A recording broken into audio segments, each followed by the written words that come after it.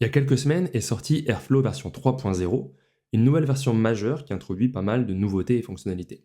Alors parmi ces nouveautés, on va retrouver notamment une refonte de l'interface, de l'UI, on va retrouver la possibilité de versionner les DAG, ou encore l'introduction du concept d'asset dont on va parler de cette vidéo. Le but de cette vidéo, c'est de partager mon écran et de montrer concrètement dans le code comment fonctionnent et comment s'utilisent les assets. Mais avant ça, on va essayer de les définir. Alors, d'après la définition officielle, un asset, ça représente un objet de données ou un regroupement logique de données. Très concrètement, un asset, ça représente dans Airflow un fichier, une table en base de données, un data frame, un modèle de machine learning, bref, ça représente de la donnée. Les assets, ils sont identifiés de façon unique par une URI et ils peuvent contenir des métadonnées qu'on va y ajouter ou qu'on va lire dans les différentes DAG et dans les différentes tasks de ces DAG. Pour ceux qui ont déjà travaillé avec le concept de dataset, l'asset dans Airflow représente le dataset qui avait été introduit dans Airflow 2.4 et d'une certaine manière, il va l'enrichir, le généraliser et le renaming de dataset vers asset a aussi été fait pour se rapprocher des standards du marché, de ce que font par exemple les concurrents comme Daxter. Alors les assets, ils sont utilisables dans les opérateurs traditionnels, donc tous les opérateurs peuvent produire des assets, un Python operator, un Snowflake operator, BigQuery operator, peuvent aller produire des assets. Ils sont aussi utilisables dans les tasks générées via le add_task, la notation de la TaskFlow API. On peut aussi produire des assets de cette façon-là. Mais dans Airflow 3.0, on introduit un nouveau décorateur qui est le add_asset, qui va aller automatiquement, quand on l'ajoute à une fonction, générer un DAG et des assets. Ça, on va le voir sur le partage d'écran juste après. Alors concrètement, à quoi ça sert les assets? La première chose, on le comprend facilement, c'est que ça permet de représenter, notamment visuellement, des données produites par nos DAG dans Airflow. La deuxième et le deuxième intérêt, qui est probablement le plus intéressant dans cette nouvelle fonctionnalité, c'est qu'un asset permet de déclencher des DAG. C'est-à-dire qu'un DAG peut maintenant être déclenché non pas uniquement sur un cron, un timetable, mais aussi basé sur la présence d'un asset ou la mise à jour d'un asset. Ça, pareil, on va le voir sur le partage d'écran. Donc, pour regarder un petit peu à quoi ressemble cette nouvelle interface, on a toujours nos DAG qui sont présents ici dans notre menu latéral gauche. Nos DAG sont ici, mais on a aussi ce nouveau icône asset qui permet de visualiser les assets qui sont présents dans notre Airflow. Alors, on va y revenir, on passe sur le code et on essaye de comprendre à travers un exemple.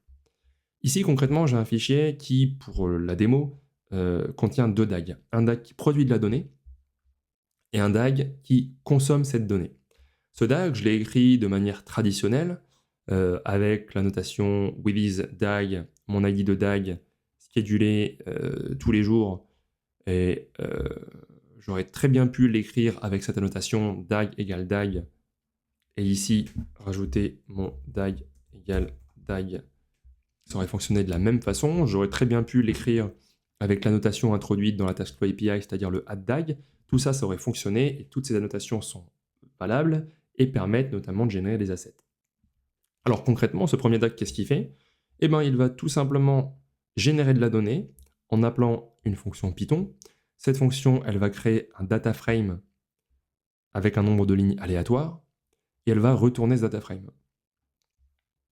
Dans le DAG suivant, on va consommer de la donnée, donc processus miroir, on va aller consommer la donnée qui a été produite dans ce premier DAG, on va aller la récupérer depuis les XCOM, et on va récupérer la valeur de cette donnée, on l'affiche pour notre debug et no log, et on va finir par multiplier par 2 toutes les clés, toutes les valeurs de ce data frame. Donc ça, c'est pratique, mais ça ne permet pas, quand on va dans notre interface, de visualiser les assets qui ont été produits. Donc si je prends ce traditional producer par exemple, ici dans cette interface, je vois qu'on a uniquement une task qui fait quelque chose, mais on ne sait pas vraiment quoi. Et donc l'introduction du concept d'asset ici va être intéressant parce qu'il va nous permettre de définir un asset qui va être produit. Donc on va l'appeler par exemple, très bien, produced asset. Et cet asset, on va aller ici via les outlets. Alors curseur me fait de l'autocomplétion, c'est très pratique. Via les outlets, on va dire que cette task va me produire un asset, et voilà l'asset qui va être produit. L'asset va s'appeler producedDF trad pour traditionnel dans mon exemple. Maintenant, si je vais dans mon interface, on voit que cette task, si jamais je regarde toutes ses dépendances, va aller produire quelque chose et va aller produire cet asset. Et cet asset qui est ici, producedDF dataframe trad, je vais notamment le retrouver dans mes assets qui sont ici. Donc on va le retrouver, il est ici, producedDataFrame trad. Si je clique dessus, je me retrouve sur cette visualisation. Je vois que mon DAG qui s'appelle Traditional Producer va aller produire cet asset. Alors ça c'est très pratique, on va l'exécuter, on va regarder un petit peu ce qui se passe si je lance mon DAG. Donc on trigger le DAG, on va lancer un run simple. On va cliquer sur notre run, on voit dans les logs ce qui s'est passé, donc j'ai un dataframe qui a été retourné avec ces colonnes-là. On va regarder ici dans le détail, ce qui va nous permettre de voir qu'un asset a été créé. Et donc je vois qu'un asset a été créé, cet asset donc a été créé. Maintenant, cet asset, pour l'enrichir, je vais lui rajouter de la metadata. Alors comment on fait pour rajouter de la metadata? Il y a plusieurs façons de faire, mais le plus simple est d'utiliser le yield metadata en important le metadata, pour dire que sur notre asset produit, on va aller y rajouter de la metadata. Alors, je vais rajouter des fsize, c'est très bien, et puis je vais aussi rajouter DAGtype traditional qui me permettra notamment de visualiser ça sur nos assets. Donc, je retourne sur mon Airflow, hop, je suis toujours sur mon DAG, on va aller exécuter une nouvelle fois notre DAG, un simple run. On a notre dataframe qui a été créé avec son nombre aléatoire de lignes. Si je regarde le détail de l'asset qui a été créé cette fois, eh ben je vois que cet asset a de la metadata. Notamment, on a rajouté dans sa metadata la taille de notre dataframe et le type de DAG.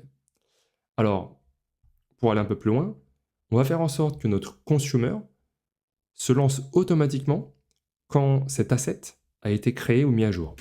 Donc, pour ça, on va faire en sorte que notre consumer se base sur l'asset qui a été produit.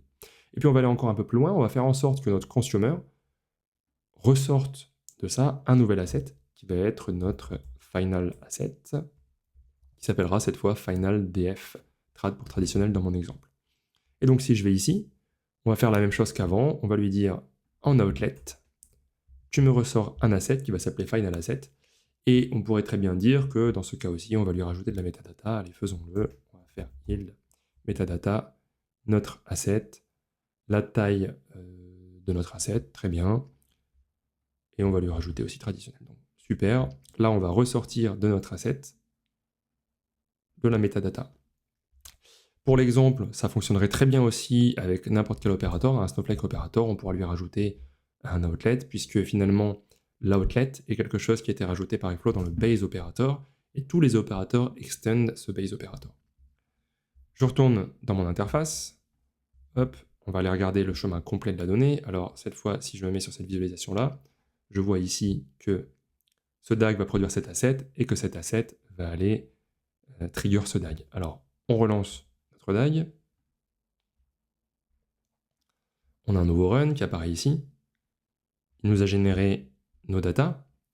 Si on va dans Details, on voit qu'on a produit toujours notre fameux dataset producedDF-trad, et on voit surtout que ce dataset, il lance, alors j'avais oublié de le déclencher, on va le refaire, on trigger ce DAG.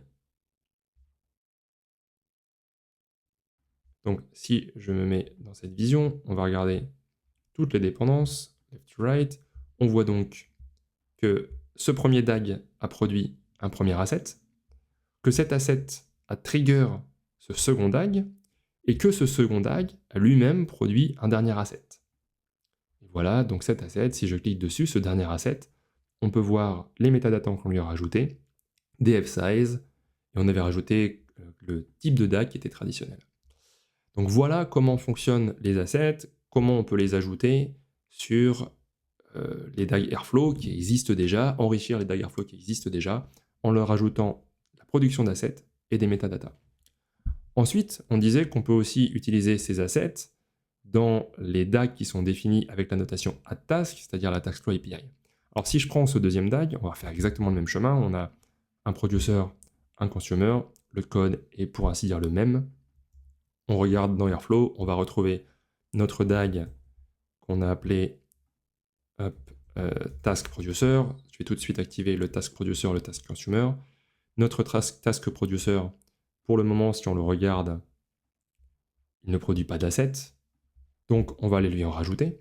Donc, sur notre Task Producer, on va aller faire comme tout à l'heure, on va aller rajouter notre Produced Asset.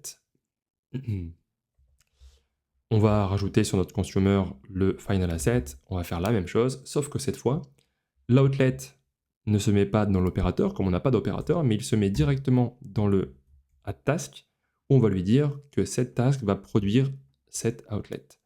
De la même façon, on peut rajouter des métadatas, ça ne change rien, ça fonctionne de la même manière.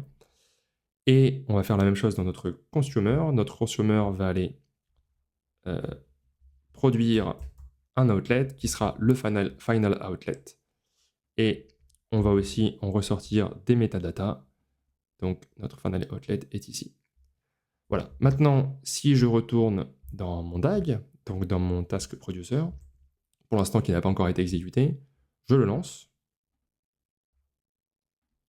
On va voir que de la même manière, on produit un data frame, que de la même manière, on a l'asset qui est créé. Cet asset a des métadatas. Et si on se met sur notre visualisation DAG Dependencies, là, on voit que ce premier DAG a généré un asset. Et d'ailleurs, je n'ai pas mis dans le schedule, mais on peut faire comme ce qu'on a fait sur le premier DAG. On peut faire en sorte que le deuxième DAG soit lancé quand l'asset a été créé. Donc là, on se remet sur notre DAG. On va relancer notre DAG. On voit donc qu'on a un asset qui a été créé. On va aller visualiser cet asset. Cet asset, en étant créé, a déclenché cette task, le task consumer qui est ici, donc ce nouveau DAG qui contient une task. Ce nouveau DAG qui contient une task va aller donc lui-même créer un nouvel asset qui est ici. Et donc, même principe que tout à l'heure, on a créé avec la TaskFlow API un premier DAG qui génère un asset, qui lui-même déclenche un second DAG qui génère un autre asset. Dernière façon de le faire, qui maintenant a été introduite dans Airflow 3.0, c'est la notation addAsset. Alors celle-ci, elle est intéressante, puisque cette annotation, vous allez tout simplement définir une fonction Python, une seule fonction Python, pas besoin de définir un DAG plus une task, ni de définir d'ailleurs un asset, on va simplement définir une fonction Python qui fait quelque chose, et on va lui mettre la notation addAsset. Cette notation addAsset va suffire pour créer le DAG, la task associée qui aura le même nom, et l'asset produit qui aura également le nom de cette fonction. Donc très concrètement, ici, ce que ça va me faire, c'est que ça va me générer un DAG qui s'appelle ProducedDFAsset, ça va me générer une task qui aura le même nom, et un asset produit qui aura le même nom. Le code ici est similaire à ce qu'on a fait avant, et de la même façon ici pour le consommateur, on va créer un DAG qui s'appellera FinalDFAsset, qui contiendra une task qui aura le même nom, et qui contiendra et qui générera plutôt un asset qui aura le même nom. Ce deuxième DAG est déclenché quand le premier asset est produit. Alors concrètement, si on retourne dans l'interface, on va regarder nos DAG.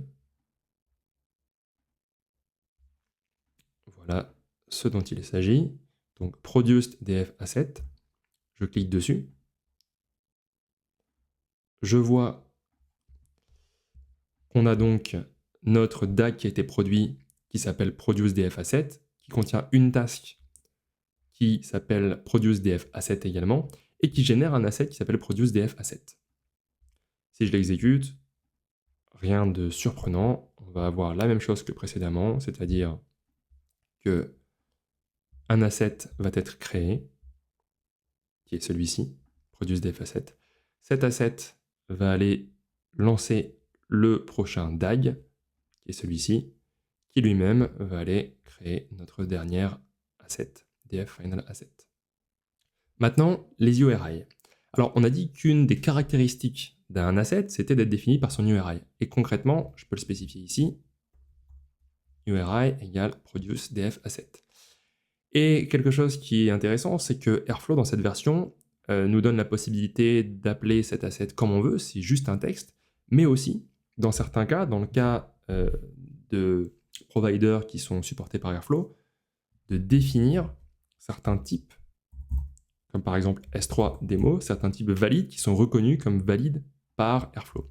C'est assez intéressant comme manière de faire, puisque ça nous permet de représenter dans l'interface ce qu'est concrètement l'asset avec lequel on est en train de travailler. Et donc ici, si je fais ça, je vais avoir dans mon interface un asset qui s'appellera S3 demo produce dftrad. Alors si on va dans mon interface, je vais sur mes assets, je vais avoir mon asset qui est ici, S3 demo produce df trad qui est ici, celui-ci. Ça, c'est valide, mais pour les providers qui sont reconnus, c'est le cas notamment sur S3, si jamais je mets quelque chose d'invalide, Airflow va me le signaler. Donc là, par exemple, si je mets quelque chose qui n'a aucun sens, par exemple un slash ou 3 slash à la place de 2, je vais avoir une petite erreur qui va m'être affichée dans Airflow, qui va me dire « Attention, cette URI format n'est pas correct ». Alors ça fonctionne avec seulement les quelques formats d'URI qui sont reconnus par Airflow. On a le cas notamment de Postgre, on va avoir le cas de file de points, qui est un format reconnu. Si je mets Airflow de points, ce ne sera pas un format reconnu. Ce que Airflow conseille, c'est d'utiliser les formats de provider qui sont reconnus. Si on veut utiliser un format de provider custom, on peut utiliser par exemple Xprovider, parce que Airflow n'appellera jamais quelque chose de cette manière-là. Donc là, dans notre exemple, on a un asset qui est produit qui va s'appeler S3 demo produce dftrad et un asset qui est produit qui va s'appeler file. Voilà pour les URI. Autre notion intéressante, les inlets. Alors concrètement, les inlets, c'est un mécanisme qui nous permet de récupérer dans une task ce qui a été produit et associé à un asset dans une task précédente. Concrètement, un inlet va nous permettre de récupérer non pas la donnée qui est derrière un asset, mais plutôt les métadatas associés à cet asset. Ici, j'ai un DAG qui contient 2 étapes. La première étape, c'est la production de données. Dans cette production de données, on va y associer notamment des métadatas. On produit un asset, on associe des métadatas. Et on va créer une deuxième étape qui va venir lire cet asset, ou plutôt les métadatas associés à cet asset. Et comment on fait ? Eh bien, on va aller récupérer dans le contexte quelque chose qui a été rajouté dans Airflow 3, les inlet events. Donc, je récupère mes inlet events, qui sont les événements de production de mes outlets, finalement, produits par mes outlets. Je vais récupérer l'asset en question, les événements de production de cet asset en question, et ce que je veux récupérer, surtout, c'est le dernier asset qui a été produit. Je peux récupérer aussi, visualiser le contenu du fameux asset, et surtout, je vais récupérer les métadatas associés à cet asset qui a été produit. Extra, c'est une manière de récupérer ce qu'il y a dans les métadatas, mais c'est aussi une manière de setter ce qu'il y a dans les métadatas. En fait, en réalité, on peut aussi utiliser extra pour aller set des métadatas, de la même façon qu'on utilise le yield de metadata ici, qui est quand même un peu plus pratique, donc un peu plus recommandé. Et donc ici, concrètement, ce qu'on va faire, c'est que pour la dernière version de cet asset produit, finalement, on va aller récupérer la taille du data frame. Et pour que ça fonctionne, il manque une dernière chose, c'est qu'il faut tout simplement préciser ici l'inlet qu'on va prendre en entrée. Donc ici, on prend en entrée un inlet qui est notre produced asset, qui est produit ici et ressorti comme outlet, et on va aller ensuite lire le contenu de ces métadatas. Donc, on bascule sur Airflow, on va aller regarder ce que ça donne. Donc on va récupérer ce fameux DAG qui est ici, Traditional with Inlet. On va l'exécuter. On voit que ce DAG a 2 tasks. Une première task qui produit de la donnée et qui concrètement va aller produire un asset. Et cette deuxième task qui va aller lire les métadatas associés à cet asset. Et on va le voir notamment dans les logs. On va récupérer le dernier inlet event, c'est-à-dire la dernière instance de cet asset, le dernier asset qui a été produit, la dernière version de cet asset qui a été produit. On va récupérer les contenus de cet asset, et puis surtout, ce qui nous intéresse ici, c'est qu'on va aller récupérer les metadata qui ont été associés à cette task. Cette première task a produit un asset de 16 colonnes. Si on les exécute une deuxième fois, étant donné qu'on a un random, on va aller probablement produire un asset de taille différente, qu'on va pouvoir retrouver ici. On a produit cette fois un asset de 15 lignes. Les inlets sont aussi utilisables dans les tasks, via la TaskFlow API, via la syntaxe TaskFlow API. Cette fois, on produit toujours nos outlets de la même façon, et on va, dans la task consommatrice, indiquer l'inlet qu'on va utiliser, qu'on prend en entrée, et ensuite, le mécanisme, le code est le même. On va aller récupérer les inlet events de notre contexte et afficher les données, et plutôt les metadata, associés à l'asset en question. Quand on utilise la notation @asset, la seule différence, c'est que on va récupérer les inlets toujours du contexte, sans avoir besoin cette fois de faire étoile étoile contexte, mais tout simplement en injectant le contexte. Ensuite, le code reste le même. On va récupérer du contexte les inlet events et l'inlet asset qui nous intéresse. Ensuite, dernier point pour finir cette vidéo, l'utilisation des assets pour déclencher des DAG. Alors ici, j'ai défini 4 assets, qui ont d'ailleurs des URI valides, asset S3, asset Snowflake, asset Postgre, asset File, et on va regarder des exemples de déclenchement de DAG avec ces assets. Ici, dans mon premier DAG, je vais le déclencher avec un schedule basé sur la présence de l'un ou l'autre de ces assets. Donc, si je vais chercher ce DAG dans mon interface, ici, dans mes schedules, celui-ci donc, il va se déclencher si l'un de ces deux assets est updaté. On voit le petit OR ici. Si je prends mon second exemple, DAG with end schedule, ce DAG va se déclencher si l'un et l'autre de ces assets ont été updatés.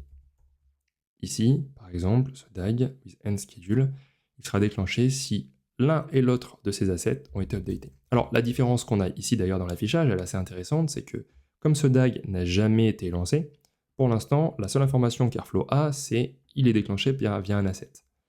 Ici, ceux-là ont déjà été lancés, et donc maintenant ce que Airflow va attendre, c'est que en fonction de la condition, les assets nécessaires soient updatés. Si par exemple je prends un DAG avec un end schedule, d'ailleurs on va lancer celui-ci pour la démo, ici on voit que ça se met à jour, celui-ci a besoin d'un end schedule. Si l'un de ces assets seulement a été produit, on va produire un asset event ici, on revient dans notre interface, on voit que on a déjà un des deux assets nécessaires qui a été produit, mais pas le deuxième, donc notre DAG est toujours en attente.